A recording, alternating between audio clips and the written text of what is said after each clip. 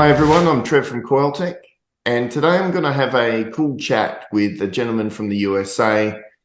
We've been talking to him recently and watching some of his escapades on YouTube. Andrew Knox from the Low Country in South Carolina. He's here with me today. How are you, Andrew? I'm doing fantastic. Awesome. Well, thank you for joining me today. We'll have a bit of a tech talk about the Coiltek NOX coils that you're using on your Equinox detectors. So, firstly, tell us a little bit about yourself and how long you've been detecting for and where you hunt. I'm 30 years old. I've been detecting for about 20 years. I got started in Texas where I grew up, and about four and a half years ago, I moved to South Carolina for work. Brought my metal detectors and my passion for that with me. Awesome. And not long after that, I discovered the Coiltek products for my Equinox 800 machine. Fell in love with them, and kind of brings us to where we are now. Yeah. Mostly relic hunting, but I've done a little beach detecting and a little underwater stuff as well. Yeah, great. Yeah, the beach detecting, you said recently you were at Cancun. Did you manage to take the detectors with you then? No, I didn't know if the resort we were going to stay in was going to be on a private beach or part of the public beach, and Yeah. not that I don't like sharing the hobby, but I did not really necessarily want to get marauded by a bunch of people or potentially infringe on any local regulations and whatnot. So I didn't bring my equipment, although I really wish I had. You But wish you had, yeah. I wish I had, because we ended up being on a private beach, and all I could think about was how many rings were out there. Yeah. Yeah, I've done So, that before. I went away with the family a few years ago and thought maybe I should stack it in the suitcase, but didn't take it and then thought, mate, this ground has probably never been done. So, oh, I know. but Yeah, next time though, I've already talked with my wife, and we both agree that in a year or two we'll save up some money and go back, and I'll probably bring one with me, and mm, we'll see how they do. Hopefully, find some good stuff. I can maybe return some stuff to a lost and found for the hotel, maybe, and see yeah, if they that's it. can reunite some jewelry with some owners who are missing that stuff.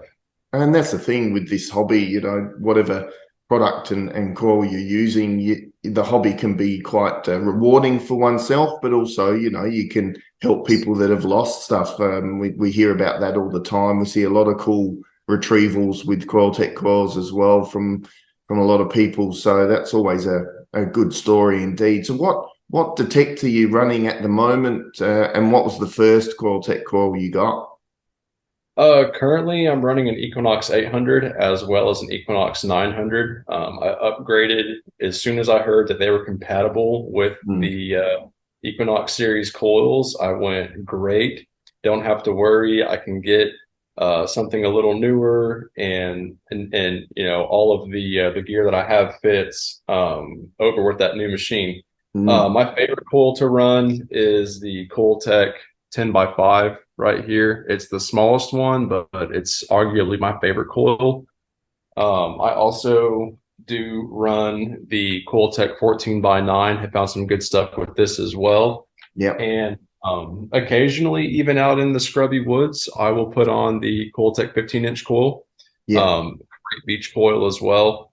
It is, yeah. I guess like you're saying in the scrubby woods, that's sort of your like main terrain and main area that you hunt. So that's why the smaller coils you more prefer. Yeah, those smaller coils, they're light. So when you're marching through all that dense vegetation, and you're carrying water and your fines pouch and a shovel, every bit of weight reduction helps. But at the same time, that smaller coil does fit in between all the little tree stumps and the little Mm, plants, and whatnot, and roots and everything that's sticking up. So it's easy on your arm, it's easy on your body. It's not adding a bunch of weight to the machine. yeah, it's It's quite allowing lightweight. Yep. yeah, I mean, and it's allowing you to maneuver around. You're actually getting better coverage because you can get in those nooks and crannies that other people, if people have been there before you, were not able to get into necessarily. Well, that's But that's exactly right. Because the 11-inch coil being so big, if you've got two tree stumps or rocks or whatever sort of side here, the 11-inch coil gets stuck to a certain point where the 10 by 5 will Yeah, sort I of mean, poke or in you around. can't even get the coil in there. You're going, man, Yeah. I'd love to be tucked over there, but everything is too close together. I can't even get a proper swing so the coil can make a positive ID on something. Mm. There are a few areas that I've taken these bigger coils, the 15-inch and the 14 by 9. I've taken both of them into the woods, and I've been successful with both of them. So Yeah. it's doable. You just got to kind of pick the area that you're going to be in. Yeah, for sure, for sure. And so the 10 by 5, have you had a find that sort of, recalls in your memory where you go, wow, that was a super find for that coil and one of your favorite finds? Man, I literally have like 6 frames of cases right over here to my right. Yeah, sure. Um, Show us a few for sure. so I've got a few to bring out that really stick out in my mind. Mm. Um, I would say probably a couple of my favorite 10 by 5 coil finds. I've got a couple cut Spanish silver coins here, and a couple Spanish reals that I have found. Oh, wonderful. I'm gonna try and hold Yeah, these just up for hold them y'all up. to see I 'em. might I'll even just get a go to photo my from phone. you afterwards and Yeah, I I'll can put just them give you up a photo. through. But That'll be yeah, hold them easier. up. They look pretty cool. Like there's a bit of Yeah, tarnish on so that. I've got a half a cut one right here. So Yeah, it's just a half circle, a whole half real right here. It's a little smaller than a dime. yeah, This is a quarter cut real, so it just looks like a slice of pizza. yeah. And then just another nice little half real. Are they That's silver? like, All pure yes, silver? Yep. yeah, these are all Spanish silver. Yeah. They're technically hammered. They're not hammered like you would think of something coming out of England. Mm. But they also weren't minted with modern technology where it was two dies that struck together at the same time. They were minted one side at a time. They came out of Spain. These are all like 1723 to 17. I believe the most modern one is 1798 or something like that. That's I'd great. have to go look at them. Yeah. This frame that I've got right here, which all of these buttons down the middle all came from the same hole, as well as these two buttons. And this was a year in the making. We kept going back to the same house site, and I hit it with some of the Minelab coils. I hit it with my NOX 10 by 5 coil, and the first button I found was this one right here, and I found that with the Minelab coil. And then that same hunt I swapped over, and I couldn't tell you which one it was, but I found one of these in the same hole. And I didn't get any other signals. It was rainy. Mm. We were tired. It was probably midnight. We were camping over at this permission. Yep. And so many months later, I decided to go peruse back through that same spot, and I was running the 14 by 9 coil, and I got Yeah. another right at the same spot, a little bigger coil, a little deeper, and Yeah. I dug and I got a whole bunch of those matching buttons. So we're assuming that someone lost a garment or something because Yeah. there's 6 buttons that match, and then there's two others that are non-matching to the six, but they match each other. So Could be like uh, pockets, like two sort of pockets and maybe down the center yeah, or something or we think kind of like a vest mm. design, if you will.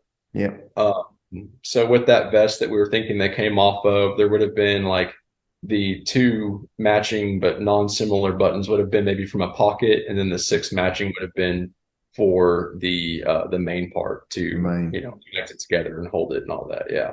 Oh, that's super cool. And you Yeah. sort of were talking about the fact that you took the 14 by 9 back. So that sort of gives you that other opportunity in the ground because each coil is going to do something different. And that's a really Yeah. good example of that. Absolutely. Every coil is different. I hear a lot of people over the years talk about, oh, a bigger coil is just always deeper. Yeah. And originally, when I didn't really own any other coils for any of my machines that I had, I thought, well, yeah, that makes sense. A bigger coil is going to go deeper in the ground.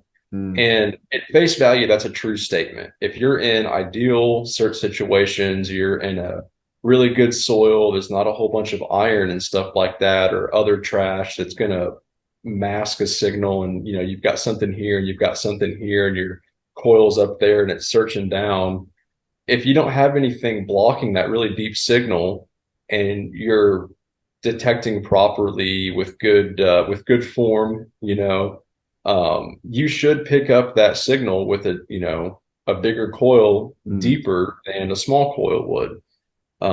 But the caveat to that is if you're in an area that's really, really infested with trash or at a park or something like that, it's been there a long time, you're in a relic site with a bunch of iron. I suppose this probably applies to the Australia gold fields because I know that a long time ago, I think even in the 1800s, they were mining there. So there's a good bit of iron trash to have to sort through when you're out there detecting.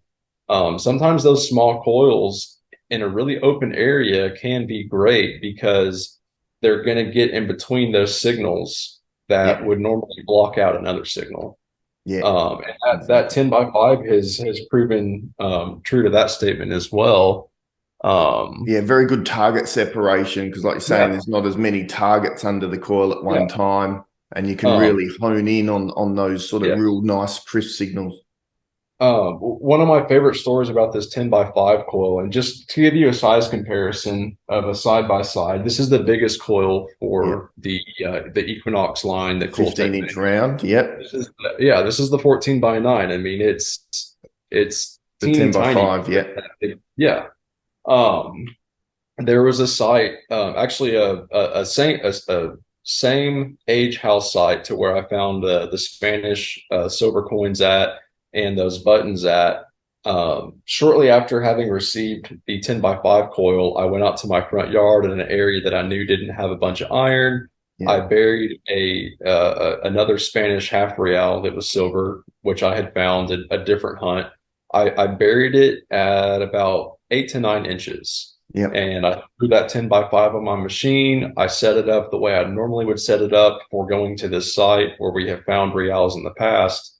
And I went, okay, I see what's going on here. The tone was consistent. The numbers on the screen were a little jumpy when I was in the field and I got a signal the same as in my yard. I got that really nice, crisp, consistent tone. The numbers were a smidge jumpy. And I dug it. And sure enough, that target, when I was in the field, as compared to being in my front yard testing it, ended up being the same. And I attribute that to the fact that that small coil was able to get in between that brushy environment in an area that I had previously hit with bigger coils that were made by Mine Lab. Nothing against their stuff, but they didn't make good coils. That was a 10 by 5 inch. And that's perfect. That got me a real out of an area that we have hit with Garrett machines, Fisher machines, White's machines, Deus machines. And that 10 by 5 on the Equinox 800 scored me a Spanish silver coin. Yeah, that's perfect. Again, another testament to just using a different coil, different product. Some, even directions make a total difference as well. So, and we always talk about depth is very relevant to coil, to target size as well. So, there's been a lot of talk that coils only go as deep as what they are round or their width or whatever. But, when you're talking a really significant large object, it can go way deeper than the coil is round. So absolutely, it's all on that surface area.